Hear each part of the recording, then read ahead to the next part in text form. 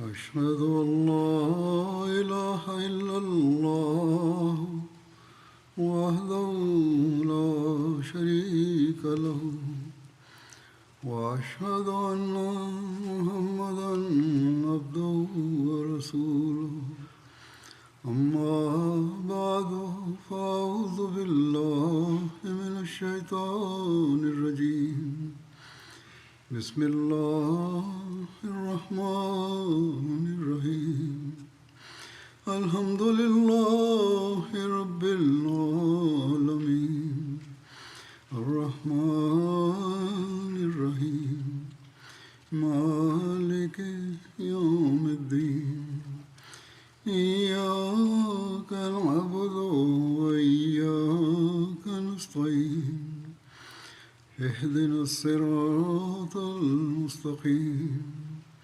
صراط الذين أنعمت عليهم غير المغضوب عليهم ولا الضالين. Het is een gunst van Allah de Almachtige aan ons dat Hij ons in staat heeft gesteld de beloofde Messias alayhi te aanvaarden, door wie Allah de Almachtige de heropleving van de islam had beloofd.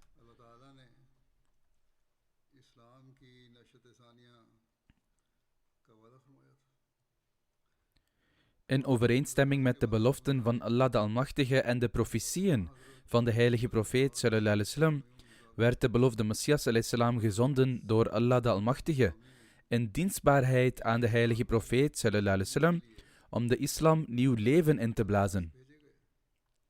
Bovendien, in overeenstemming met deze beloften van Allah de Almachtige en juist deze profetieën van de heilige profeet sallallahu alaihi wasallam, werd het systeem van Khilafat opgericht in de gemeenschap die hij stichtte.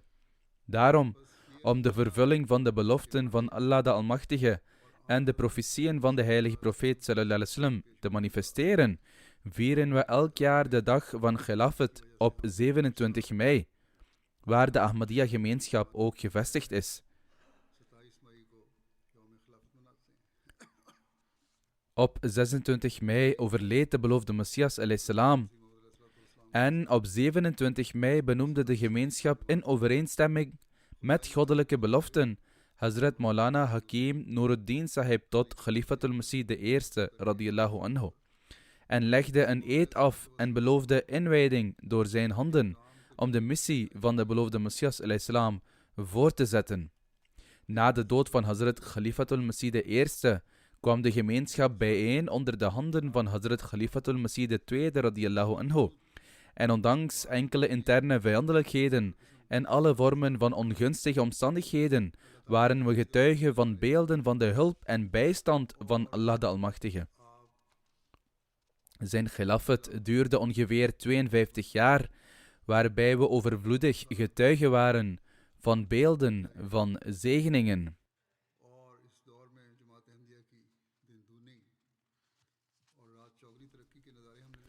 Na het heengaan van Hazrat Khalifatul Masih II begon het tijdperk van de derde kalif. En gedurende dit tijdperk waren we getuigen van de vooruitgang van de gemeenschap. De tegenstanders deden grote inspanningen om de gemeenschap uit te roeien. Desondanks vinden we in de geschiedenis alleen maar beelden van vooruitgang. Hierna, toen Hazrat Khalifatul Masih III overleed, manifesteerde Allah de Almachtige opnieuw zijn macht en het tijdperk van de vierde kalif begon, waarbij de tegenstanders opnieuw hun uiterste best hebben gedaan om de gemeenschap uit te roeien. Ze stuitten echter telkens op mislukking.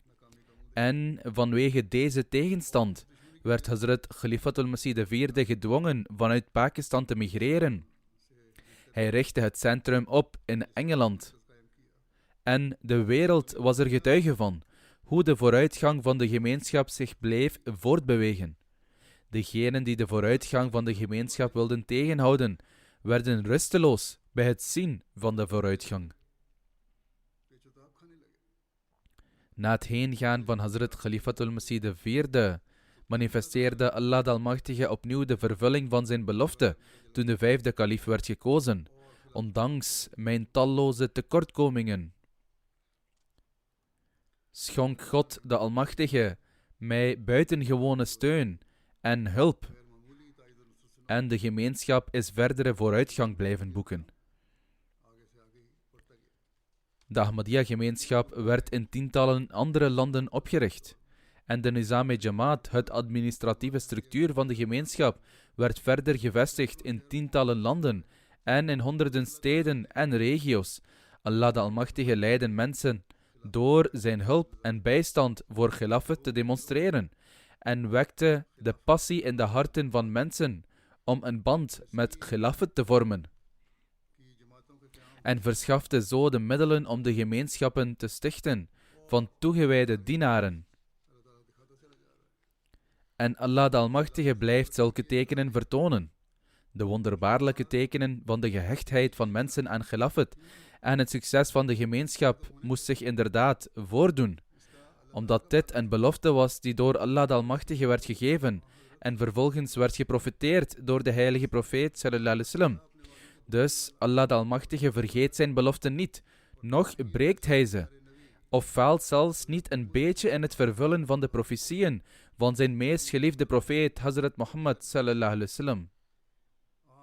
De heilige profeet sallallahu alaihi wasallam deed een profetie dat het profeetschap onder jullie gevestigd zal blijven, zolang Allah de Almachtige het wil. Dat wil zeggen, het tijdperk van de heilige profeet sallallahu alaihi wasallam. Hij zei dat hij dan het einde ervan zal bewerkstelligen en het zal volgen met Khilafat volgens de voorschriften van het profeetschap. Hierna zal Allah de Almachtige ook deze zegen verwijderen, wanneer hij maar wil. Vervolgens, in overeenstemming met zijn besluit, zou een tyrannieke monarchie volgen, waarbij mensen neerslachtig en verontrust zouden zijn.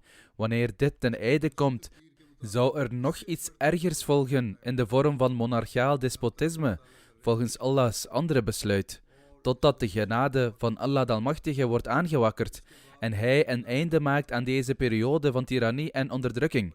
Daarna zal Khilafat op basis van de voorschriften van het profeetschap worden gevestigd.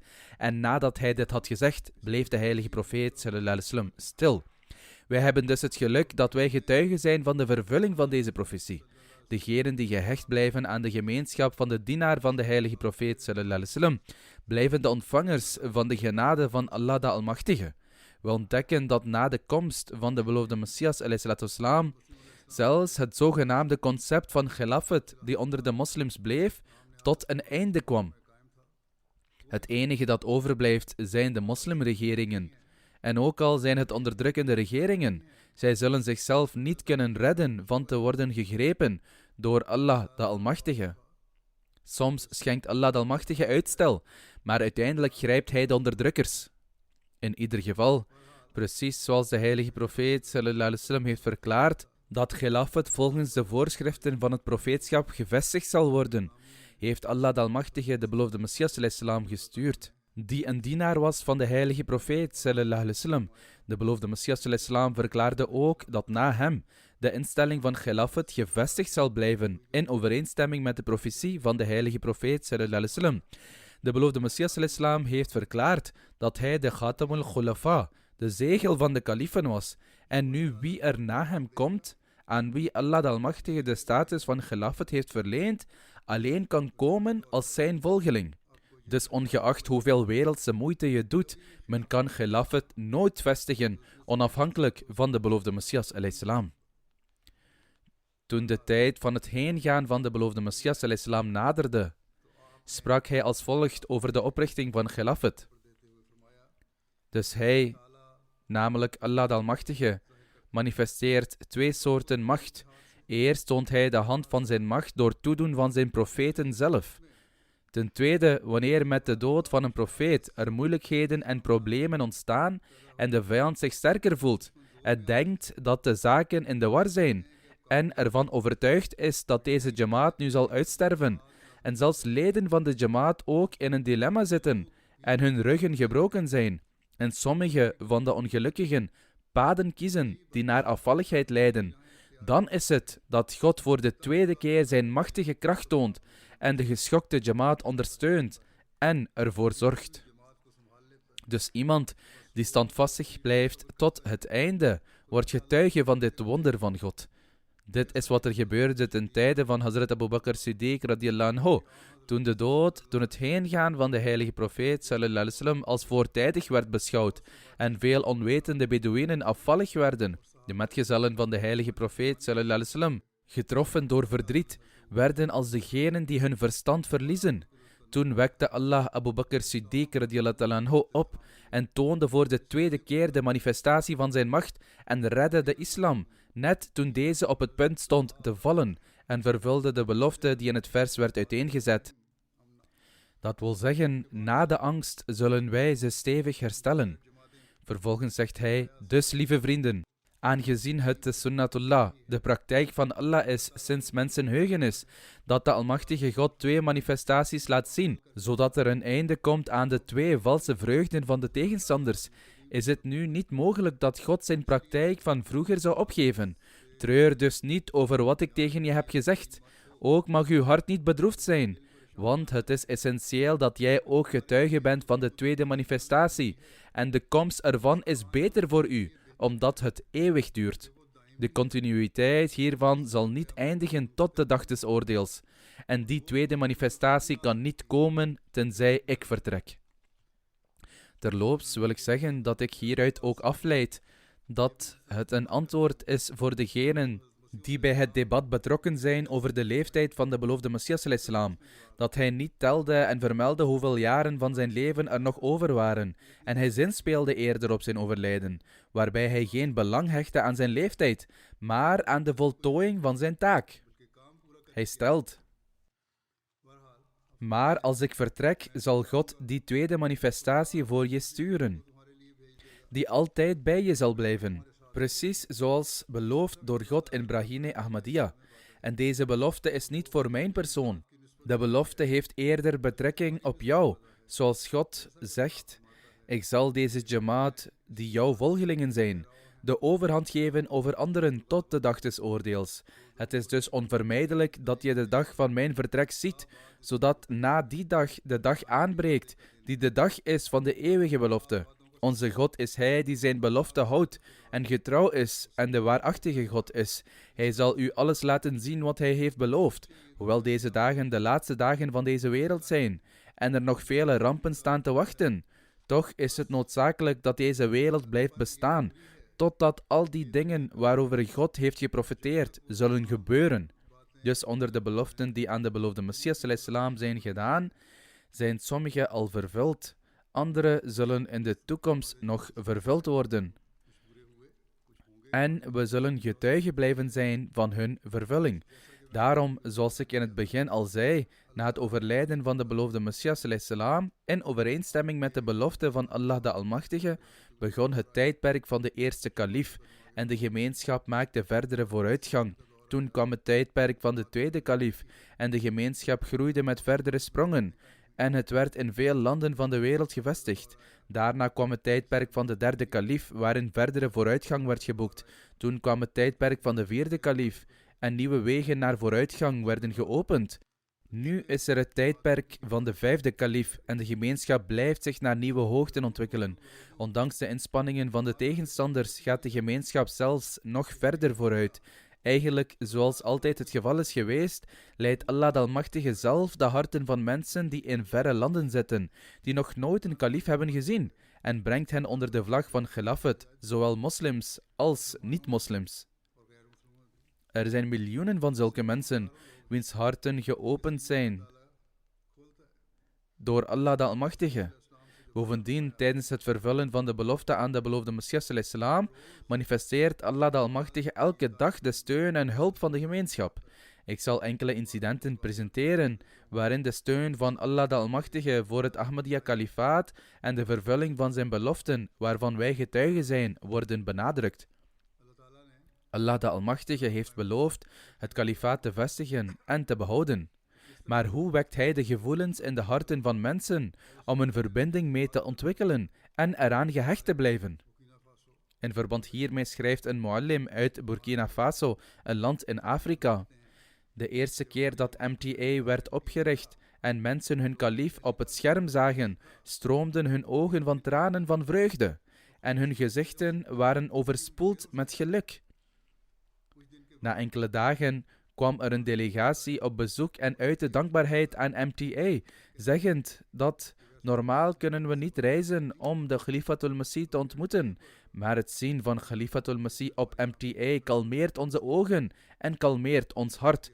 Dit is onze dagelijkse routine geworden om onze kalif te blijven ontmoeten via MTA. Dit is dus hoe Allah de Almachtige liefde voor Khilafat aanwakkert in de harten van zelfs degenen die de kalif nog nooit hebben ontmoet. Vervolgens wordt beschreven hoe God de Almachtige mensen naar de islam leidt via Khilafat Ahmadiyya. Amir Sahib Gambia schrijft: een man genaamd Samba Sahib zag toevallig Khalifatul Masih een of andere toespraak houden over MTA. Toen hij het hoorde, begon hij te zeggen: er bestaat geen twijfel over dat deze persoon de steun heeft van de Almachtige God.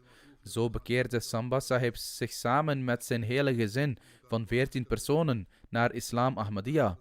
Voordien had zijn bedrijf het moeilijk, maar daarna trok het snel weer aan. Hij legt uit dat dit allemaal te danken was aan de zegeningen van Ahmadiyyat. Hij schrijft dat er geen twijfel is dat Ahmadiyyat als een schitterend licht tegen de duisternis is. Degenen die niet tot de gemeenschap behoren, zijn ook getuigen van de zegeningen van Khilafat en sluiten zich aan bij de gemeenschap. De Duitse secretaris van Tabligh schrijft: ik heb een voorbeeld uit Afrika gegeven. Nu is er een van een Arabier in Duitsland. Hij kwam naar zijn Tabligh-stand in Duitsland en nam een exemplaar van de Heilige Koran mee naar huis en gaf zijn contactnummer aan de Ahmadi om contact te houden. Vorig jaar werd deze man uitgenodigd voor de Jalsa Salana in Duitsland vanwege zijn examens. Dit incident is van een paar jaar geleden.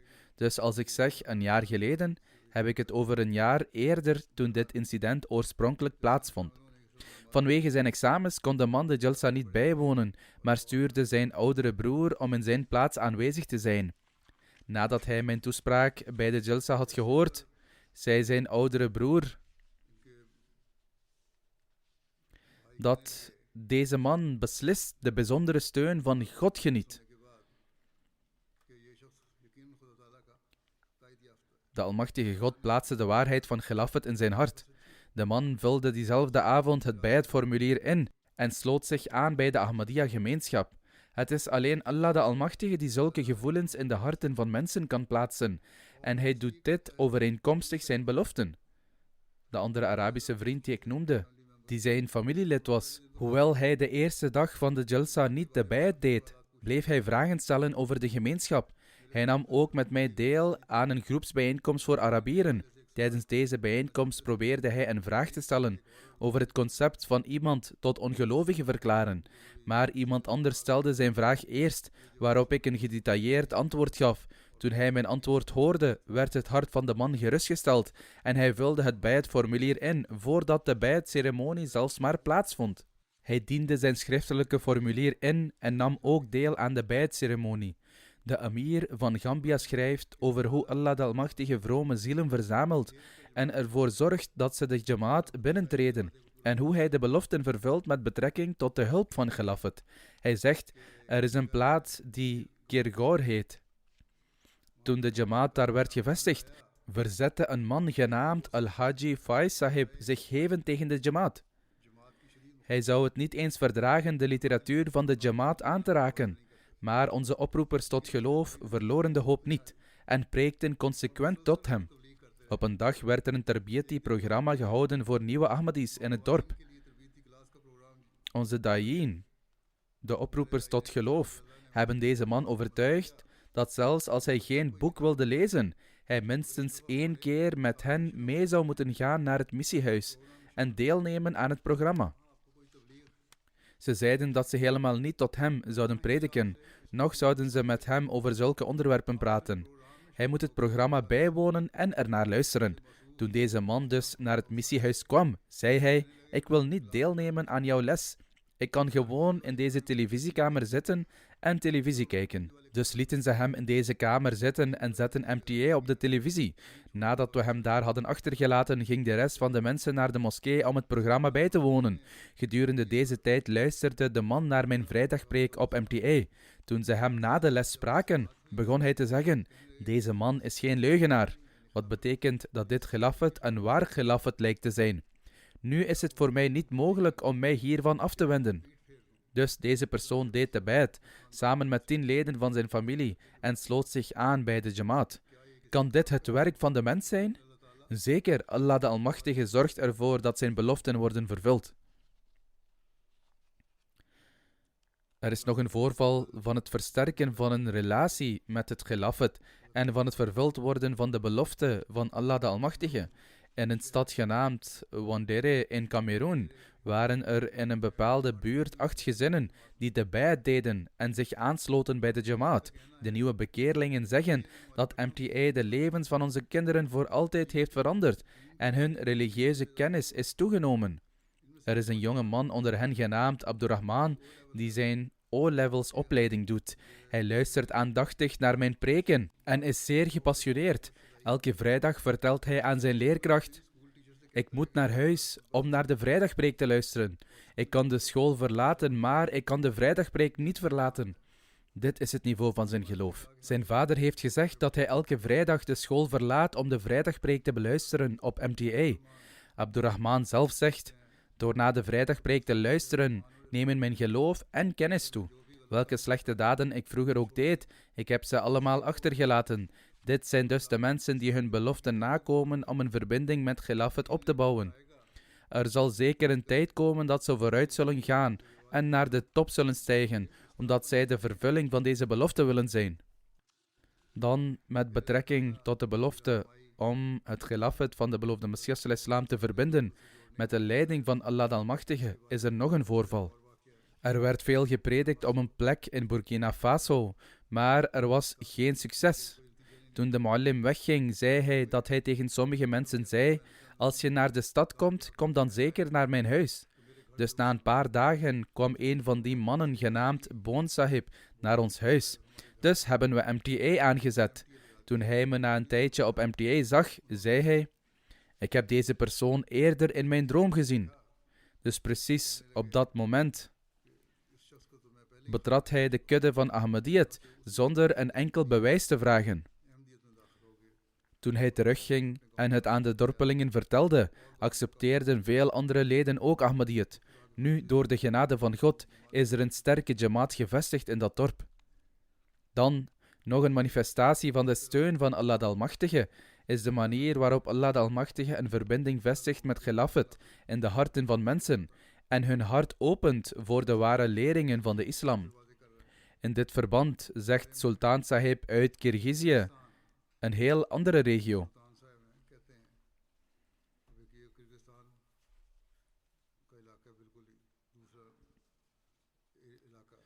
mijn zoon en vrouw hadden Ahmadiyyat al aanvaard. In 2017 ging ik elke vrijdag naar het missiehuis van de gemeenschap. Mijn vrouw en ik zouden ongeveer 12 kilometer rijden naar het missiehuis van de gemeenschap voor het vrijdaggebed. We luisterden altijd naar een opname van de vrijdagpreek, geleverd door de kalif van de tijd. Hij zegt: elke keer als ik naar deze preken luisterde, zouden mijn overtuigingen sterker worden.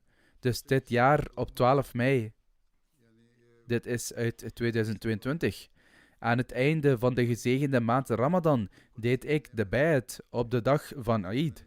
Ik had dat al eerder willen doen, maar op de een of andere manier zou het uitgesteld worden. Hij zegt: ik heb dit kort geschreven, maar alles wat in mijn ziel plaatsvindt, kan niet worden uitgedrukt. Het is niet in woorden uit te drukken. In elke salat bid ik tot Allah voor meer kennis van de islam. Elke vrijdaggebed opent op de een of andere manier voortdurend een nieuw pad voor mij. Guinea-Bissau is een ander land. Hoe opent Allah de Almachtige de harten van mensen via Khilafat? Er is een incident met Uthman Balde Sahib, die pas bekeerd is en in een ander deel van Guinea-Bissau woont. Toen hij leerde dat veel van zijn familieleden Ahmadiyyat accepteerden, verzamelde hij enkele geestelijken en ging naar hun gebied. Hij verzamelde enkele geestelijken en ging daarheen om zich tegen de gemeenschap te verzetten. Onze plaatselijke missionaris vertelde hen dat ze zeker tegenstand konden tonen, maar ze moeten echter eerst naar onze boodschap luisteren. De mensen daar hebben tenminste het fatsoen, dat zelfs als ze zich gaan verzetten, zijn ze bereid de boodschap te horen.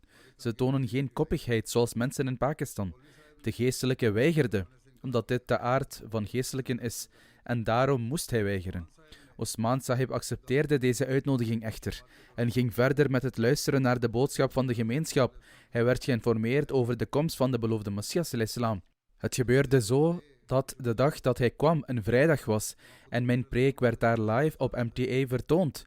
Hem werd verteld dat alle Ahmadis naar de preek van de kalif van de tijd luisteren en als hij tijd had, zou hij zeker ook naar de preek moeten luisteren. Hierop zei hij dat hij slechts een korte tijd naar de preek zou luisteren.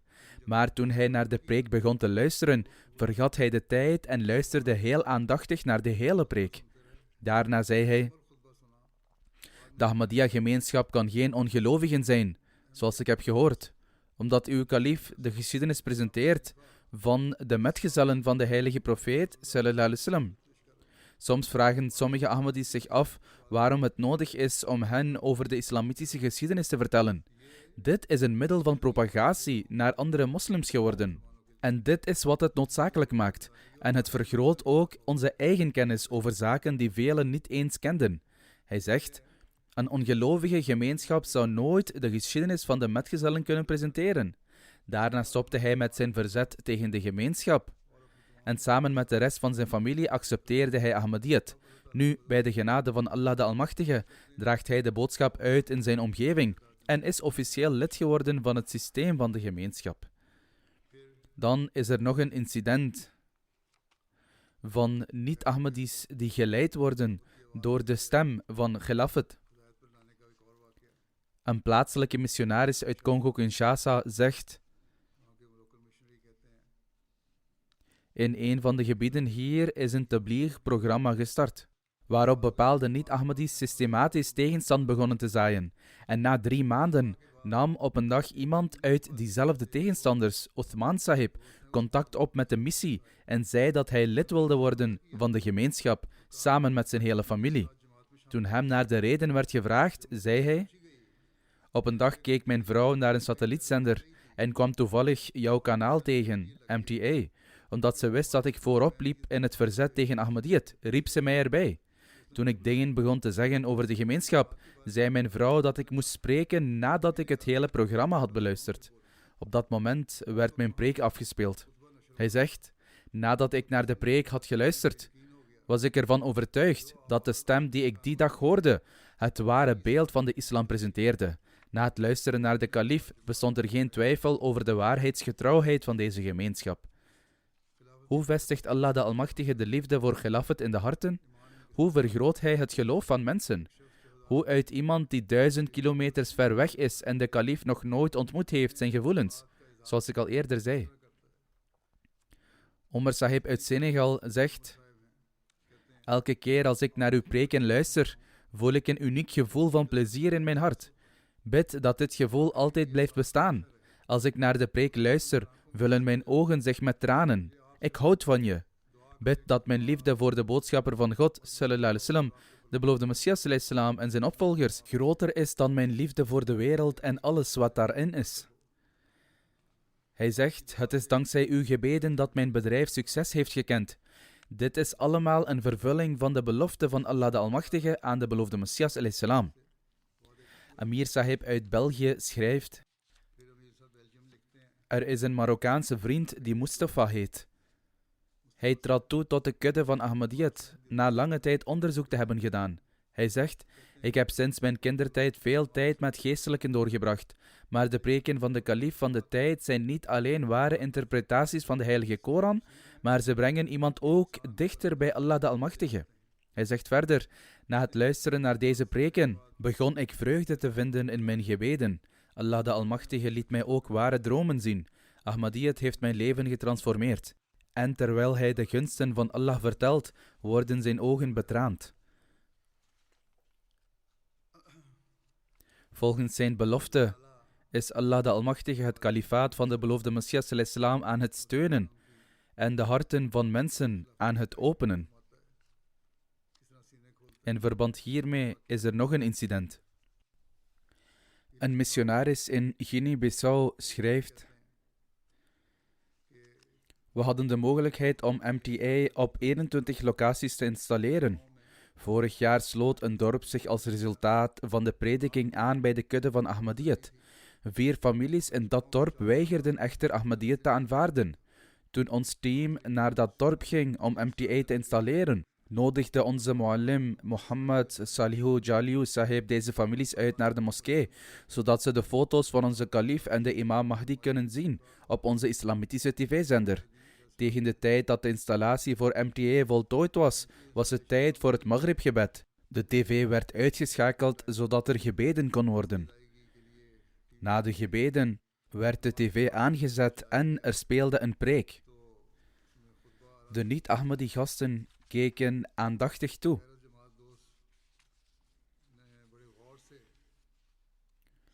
En de muallim zei tegen hen: de preek wordt in het Engels afgespeeld, dus ik zal het voor je vertalen, omdat je het verdient om te weten wat de kalif zegt. Hierop zei een gast: ik begrijp niet wat er wordt gezegd. Niettemin, ik zweer bij God dat hij geen leugenaar kan zijn. Als hij de kalif van de Ahmadiyya-gemeenschap is, dan kan de Ahmadiyya-gemeenschap niet vals zijn. En ik verkondig hier en nu dat ik Ahmadiyyat aanvaard. Dit is een andere manier waarop Allah de Almachtige harten verandert.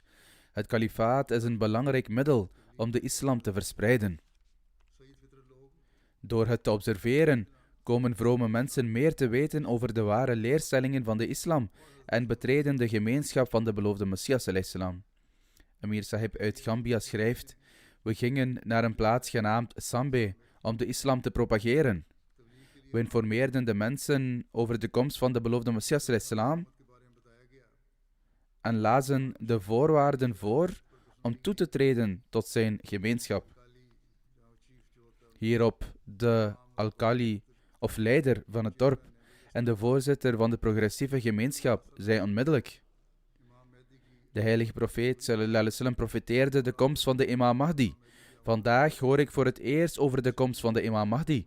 Sinds ik Ahmadiyyat tegenkwam, werd ik er enorm door beïnvloed. Hij zei verder: alleen Ahmadis zijn echte moslims, omdat ze de kracht van het kalifaat hebben, die ze allemaal heeft verenigd. Toen hem mijn foto werd getoond, zei hij: ik zie de waarheid in hem. We zien hem ook op tv. Daarna hebben alle mensen die groot in aantal waren de eed van trouw afgelegd. Zij hebben de bijt gedaan. Toen ze zagen dat de heilige Koran vertaald was in 3 van hun lokale talen, namelijk Fola, Mandinka en Wolof, zeiden ze: alleen Ahmadiyyat is de ware islam. Geen enkele andere stroming heeft de eer gehad die Ahmadis is toegekend. Ter afsluiting zei hij: ik zal, zo God het wil, standvastig blijven in mijn geloof in Ahmadiyyat en ik zal nooit terugdeinzen, want dit is de ware islam. Andere geestelijken zouden ons alleen maar komen misleiden. Verder schrijft de missionaris in Mali: een persoon kwam naar Radio Ahmadiyya en zei: ik wil graag trouw beloven. Vandaag word ik door Ahmadiyyat gered van het hellevuur.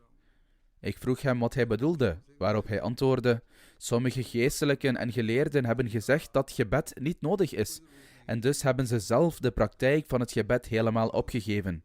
Ze zijn passief geworden wat betreft het gebed. Maar de preek van de kalif over het belang van het gebed, die ik hoorde op Radio Ahmadiyya, had een diepe impact op mij. Na het te hebben gehoord, beschouwde ik het opgeven van het gebed als het betreden van het hellevuur. Dus vanaf vandaag ben ik een Ahmadi en zal ik het gebed nooit nalaten. Dit is het effect dat nieuwkomers ondervinden. Oudere leden van de gemeenschap zouden zichzelf moeten evalueren. De geestelijken spreken ons tegen en publiceren hun religieuze edicten die ons tot ongelovigen verklaren. Hun eigen voorwaarde is echter dat zij een fundamentele pijler van de islam ontkennen. Het is een gunst van Allah de Almachtige dat hij mensen leidt door middel van het kalifaat en hen bevrijdt van degenen die het geloof bederven. De missionaris van Nigeria schrijft: Op veel plekken zijn satellietschotels geïnstalleerd om MTA te bekijken. We kijken naar de preken en andere programma's. Eén persoon zei: ik had veel bedenkingen bij de gemeenschap en ik kon mijn hart niet verzoenen. Toen ik echter naar de preek van de imam van de Ahmadiyya-gemeenschap luisterde, werd mijn hart natuurlijk tevreden. Ik vond de ware islam en al mijn bedenkingen verdwenen. Ik ben nu lid van de gemeenschap. Dan is er nog een incident uit Gambia, wat laat zien hoe vrome zielen geleid zijn.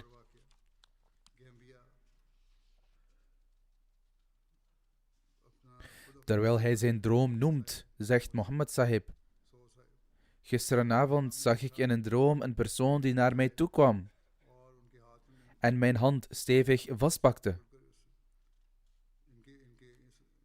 Dat wil zeggen, de hand van de persoon die deze droom zag. En hij zei: mogen de vrede en zegeningen van Allah met jou zijn. Hij herkende niet wie deze persoon was. De mensen hebben hem geïnformeerd dat hij de imam van de Ahmadiyya moslimgemeenschap was. De volgende ochtend kwam hij naar het missiehuis en vertelde de droom aan de plaatselijke muallim. De muallim zette MTA op, waarop de vrijdagpreek te zien was. Toen hij mij zag, zei hij spontaan: dit is dezelfde persoon die ik gisterenavond in mijn droom zag. Hierna aanvaarde hij Ahmadiyyat. De hoofdmissionaris van Kameroen schrijft dat in de stad Maroa veel mensen naar MTA Africa kijken en ook lid worden van de gemeenschap. Ahmadu Sahib, een muallim en imam, zegt: door het kijken naar MTA groeit ons geloof en door de preken van de kalif en programma's in het Arabisch heeft er zich in ons een licht ontwikkeld dat de duisternis heeft overwonnen. Het lijkt alsof voor MTA en Ahmadiyyat wij als dienaren waren. En nu, na MTA, zijn we mensen geworden. Hoe opent Allah de Almachtige de harten van de mensen ter ondersteuning van Khilafat? Er is nog een voorval. Een muallim in Kameroen schrijft: op een keer hield ik de vrijdagpreek en mensen kwamen langzaam naar de moskee. Ik zag een man met een jas en tulband de moskee binnenkomen. Na de gebeden vroeg ik hem waarom hij die kleding droeg. Hij antwoordde: ik heb een spirituele leider en hij draagt dit soort kleding. Als je meer wilt weten, is er op de kabel een zender genaamd MTA Africa. Je zou er naar moeten kijken. Zijn preken worden op deze zender uitgezonden. En hij houdt vraag- en antwoordsessies met kinderen. Als je hem ziet, zul je het beseffen dat hij waarheidsgetrouw is en gesteund wordt door Allah de Almachtige. Hierop informeerde ik hem over de 10 voorwaarden van Bayt en liet hem een foto zien uit het tijdschrift At-Taqwa. Hij liet hem een foto van mij zien. Ik vertelde hem dat deze moskee door diezelfde imam was gebouwd. Hij wist niet dat dit een moskee van de Ahmadiyya-gemeenschap was en dat ik een missionaris van de gemeenschap was. Hierop werd de Heer opgetogen en beloofde trouw met zijn hele familie.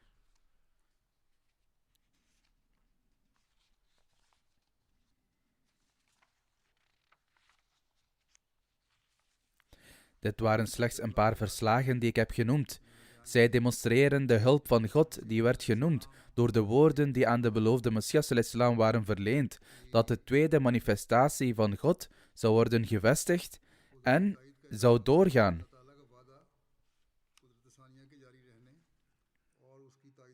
En hierdoor is de dominantie en suprematie van de islam voorbestemd.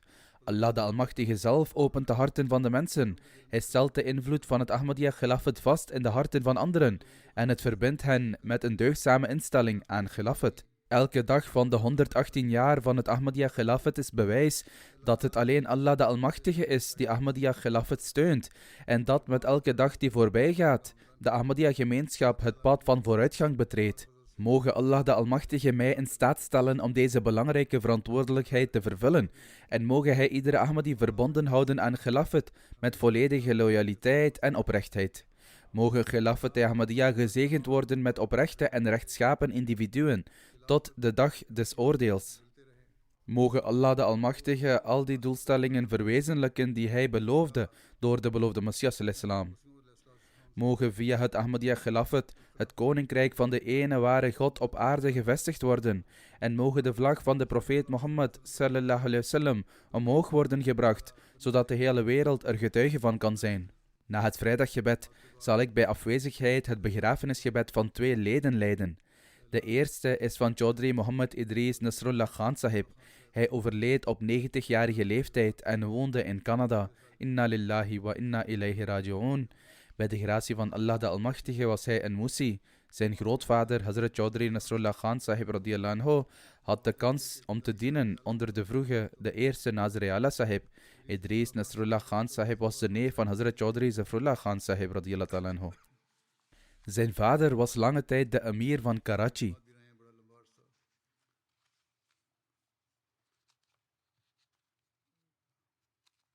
Idris Nasrullah Sahib was ook de achterkleinzoon van Hazrat Khalifatul Masih I radiyallahu ta'ala anhu.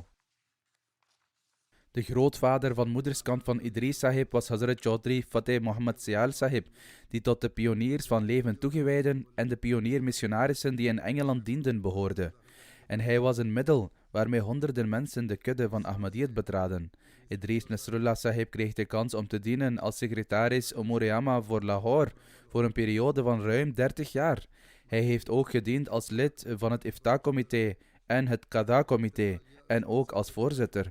Tijdens het tijdperk van de derde kalif, waarin grote onrust heerste tegen de gemeenschap, is zijn naam de belangrijkste onder de advocaten die een historische dienst hebben bewezen.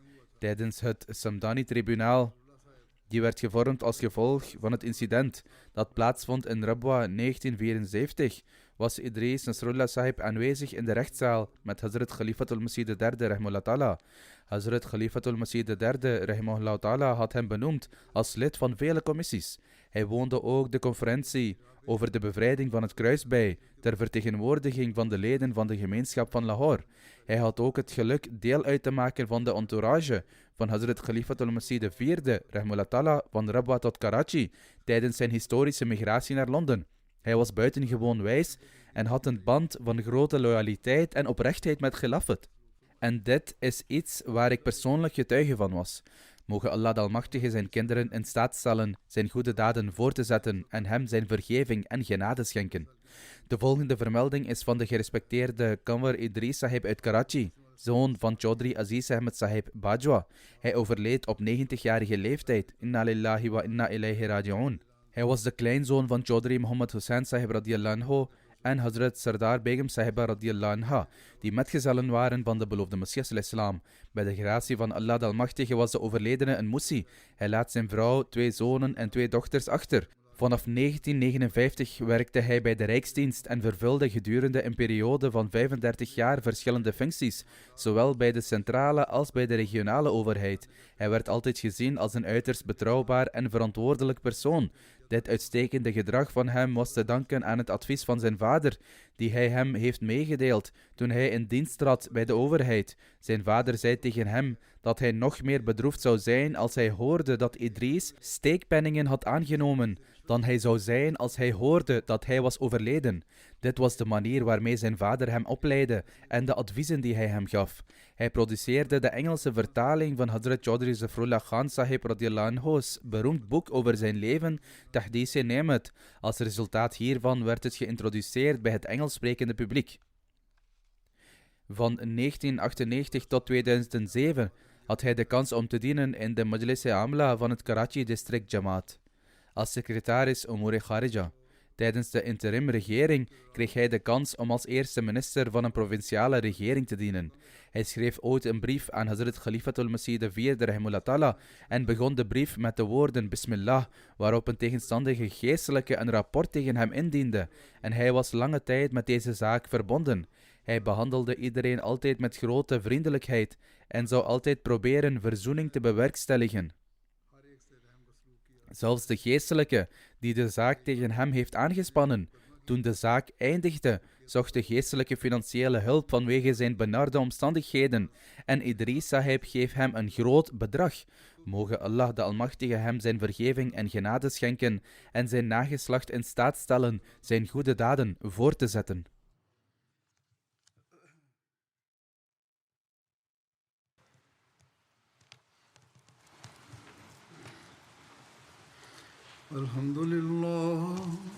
الحمد لله نحمده ونستعينه ونستغفره ونؤمن به ونتوكل عليه ونعوذ بالله من شرور أنفسنا ومن سيئات أعمالنا من يهده الله فلا مضل له ومن يضلله فلا هادي له ونشهد أن لا إله إلا الله ونشهد أن محمدا عبده ورسوله عباد الله رحمكم الله إن الله يأمر بالعدل والإحسان وإيتاء ذي القربى وينهى عن الفحشاء والمنكر والبغي